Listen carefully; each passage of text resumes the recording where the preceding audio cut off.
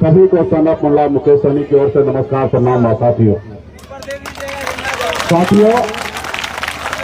ये संकल्प यात्रा है, इसमें हम सभी को संकल्प लेना है।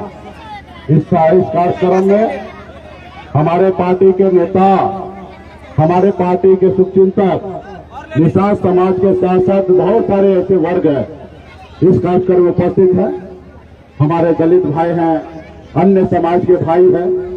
आप सबसे आग्रह है कि इस संसार में अगर सर उठा के जीना है तो दो काम कराइए। एक काम, एक रोटी कम खाइए, लेकिन अपने बच्चों को पढ़ाइए लिखाइए और काबिल बनाइए। जब तक आपका बच्चा पढ़ेगा लिखेगा नहीं, तब तक ये काबिल नहीं होगा। जब पढ़ेगा लिखेगा नहीं तो समझदार नहीं होगा। और जो बड़का लोग है वो आपके बच्चे को गुमराह करके रखेगा, आपके हक अधिकार को अपने नाम करा लेगा, आपके बच्चे को गुलाम बना के रखेगा। और जब आपका बच्चा पढ़ लिख लेगा तो गुलाम की जंजीरों को तोड़कर और आगे बढ़ जाएगा, जैसे गरीब का बेटा सनफ मुल्ला आगे बढ़ गया है साथियों। और दूसरा काम, अपने अधिकार के लिए संघर्ष कीजिए, अपने अधिकार के लिए लड़ाई लड़िए। और जब लड़ाई लड़िएगा तो आपका अधिकार मिलेगा। जैसे किसी के खेत में काम कीजिए और सामने अगर मजदूरी ना दे तो उससे लड़ाई लड़ जाइए। और जब लड़ाई लड़ जाइएगा तो दूसरे रोज काम करने से पहले आपको तनख्वाह दे देगा, पैसा दे देगा। ये है संघर्ष। लोग कहते हैं कि हम क्या करेंगे, हम गरीब घर में जन्म लिए हैं, हम गरीब हैं, हम क्या करेंगे, लाचार हैं, हम बच्चे को कैसे पढ़ाएंगे। मैं भी गरीब घर में जन्म लिया हूं। पिताजी मछली मारते थे, दादाजी मछली मारते थे, ऐसे घर में जन्म लिए हैं। हजारों समस्या हमारे घर में भी था, लेकिन मैंने गरीबी से लड़ा, गरीबी के जंजीर को तोड़ा। और 18 साल की उम्र में, जिस उम्र में बच्चा अपने माँ बाप, अपने परिवार के साथ रहना पसंद करता है, उस घर को छोड़कर, अपने परिवार को छोड़कर 2000 किलोमीटर दूर बम्बई जैसे शहर चले गए। वहां मेहनत की, मजदूरी की। मात्र 30 रुपये से मजदूरी में करता था, 900 रुपये महीने पे मजदूरी करता था। लेकिन अपने संघर्ष के बदौलत, ईमानदारी के बदौलत, मेहनत के बल पर बम्बई जैसे शहर में भी मैंने झंडा गाड़ा अपनी कामयाबी का साथियों। अब बेहतर जिंदगी जीने लगा। लेकिन जब मैं बिहार आया तो मैंने देखा लोग चांद पे घर बनाने के लिए सोच रहा है, लेकिन गरीब समाज, पिछड़ा समाज, अति पिछड़ा समाज, दलित भाई, ऐसे लोगों के लिए इस धरती पे रहने के लिए घर नहीं है। अच्छा खाना खा सकता है, इसलिए खाना नहीं है। उसके घर में बिजली नहीं है, उसके घर पे रोड नहीं है जाने के लिए। आज भी ये परिस्थिति गांव में, देहात में जाइएगा तो आज भी ये देखने के लिए मिलेगा। लेकिन सरकार जो है वो बड़े बड़े लोगों का है, वो आपके लिए नहीं है। जब चुनाव का समय आता है तो आपके सामने बड़ी बड़ी बात करेगा, और जब सरकार बनाएगा तो आपके साथ नाइंसाफी करने लगेगा। चेहरा देखकर, नाम देखकर, जात देखकर काम करने लगता है और गरीब का वहां हक मारने लगता है। ऐसी सरकार बन जाता है साथियों। इसलिए साथियों आपको संघर्ष करना पड़ेगा। इस देश को आजादी दिलाने के लिए 250 साल लगातार हमारे पूर्वज ने अंग्रेज से लड़ाई लड़ा। लाखों हमारे पूर्वज शहीद हुए। इसलिए शहीद हुए कि आजाद भारत में हमारा आने वाला देश जो है सर उठा के जिए और वो अपने आप को आजाद भारत में कहना रहे। लेकिन ये आजाद भारत में आज हम सर उठा के जी नहीं रहे। आज कुछ लोग सर उठा के जी रहा है।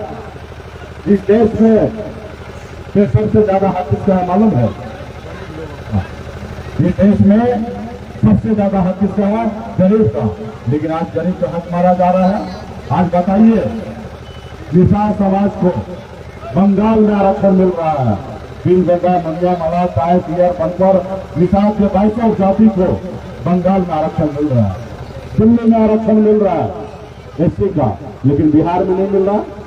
ये बताइए, जब सरकार एक है, केंद्र की सरकार एक है, सरकार मोदी जी एक है, देश को चलाने के लिए संविधान एक है, गृह मंत्री जी एक है, फिर हमारा अधिकार हमको क्यों नहीं मिल रहा है? तो एक तो वो लोग हमारा अधिकार हमको नहीं दिया, दूसरा गुनहगार हम खुद भी हैं कि अपने अधिकार के लिए हम लोगों ने संघर्ष नहीं किया।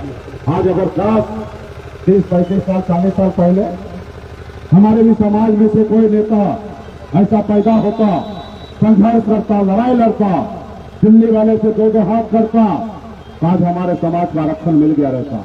आज ये आरक्षण मिल गया रहता हो तो यूपी बिहार झारखंड में 3 राज्य है, 137 जिला है और इस 137 जिला में एक भी निषाद का बेटा कलेक्टर नहीं है। अगर आरक्षण मिल गया होता तो आज कई दर्जनों एक निषाद का बेटा कलेक्टर होता। आज जिन लोगों ने 30-35 साल पहले संघर्ष किया, लड़ाई लड़ा, अपना दल बनाया, उस समाज को बल मिला। जैसे हमारे आदरणीय श्री लालू प्रसाद यादव जी संघर्ष किए, लड़ाई लड़े, अपना दल बनाया और जब दल बना उनके लोगों ने उनको साथ दिया और जब साथ दिया तो उसके पार्टी को बल मिला और बिहार में 15 साल मुख्यमंत्री रहे और आज भी उनकी सरकार है। ये होता है पावर। ये साथियों, पहले राजा के घर में बच्चा जन्म लेता था तो रानी के कोख से बच्चा जन्म लेता था तो राजा बनता था, लेकिन बाबा साहब भीमराव अम्बेडकर ने हमें वो शक्ति, वो ताकत दिया। एक गरीब का बेटा, एक पिछड़ा का बेटा और एक दलित का बेटा भी देश का मुख्यमंत्री, राज्य का मुख्यमंत्री और देश का प्रधानमंत्री बन सकता, वो ताकत हमको दिया है साथियों। और ये आपके वोट से बनता है, लेकिन दुर्भाग्य है कि अपने वोट की ताकत को नहीं समझते हैं। आप दूसरे लोगों को चुनते हैं, निश्चित तौर पे दूसरा आपको लाभ नहीं देगा। आज आपके पास 10,000 रुपया है और उस पैसे को अपने खाता में रखिए या अपने बेटा को लेकर रखिएगा तो आधी रात को मांगिएगा तो मिल जाएगा। अगर वही पैसा दूसरे को लेकर रखिएगा तो उसके पीछे पीछे घूमिएगा, उसका मन होगा तो देगा, नहीं मन होगा तो आपको जरूरत के समय नहीं देगा। इसलिए आने वाले समय में आपका पार्टी बन चुका है, आपका दल बन चुका है, आपका चुनाव चिन्ह है, नाव छाप है और अपना वोट नाव छाप को दीजिएगा। आधी रात में भी आपको ताकत देगा और आपकी समस्या को दूर करेगा। आप कभी लालटेन पे, कभी कमल पे, कभी तेल पे आप यहाँ वोट दीजिएगा और सोचिएगा कि हमारा कल्याण हो जाए, नहीं होगा। आप अपने दल को, अपने पार्टी को मजबूत कीजिएगा तो निश्चित तौर से आने वाला समय में आपका कल्याण होगा। और हम लोग तो क्या चाहते हैं, हिस्सेदारी। भाई हम एक हाथ से तुमको दे रहे हैं तो एक हाथ से हमको दो। हम तो पूरा संपूर्ण राज नहीं मांग रहे, हम हिस्सेदारी मांग रहे हैं। और हमारे पास भी 14-15% वोट है। जब 14-15% वोट है और तुमको मुख्यमंत्री बनना है तो हमको डिप्टी सीएम बनाओ, आपको प्रधानमंत्री बनना है तो हमको आरक्षण लागू कर दो। इसलिए साथियों, हम लोगों ने एक नारा लेके निकला है, आरक्षण नहीं तो गठबंधन नहीं, और गठबंधन नहीं तो वोट नहीं, और वोट नहीं तो दिल्ली की सरकार नहीं। साथियों, आज यूपी बिहार झारखंड में निषाद के पास वो ताकत है, जैसे हनुमान जी के पास शक्ति था, लेकिन उनको पता ही नहीं था कि हम 7 समुद्र पार उड़ सकते हैं और लंका पे जाके लंका को जला सकते हैं।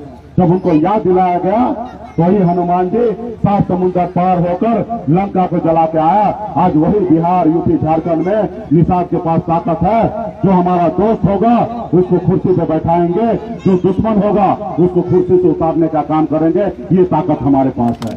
हम जिसके साथ रहेंगे वो 60 लोकसभा सीट पर जीत हासिल करेगा और हम जिसके साथ नहीं होंगे वो 60 जगह चुनाव हारेगा।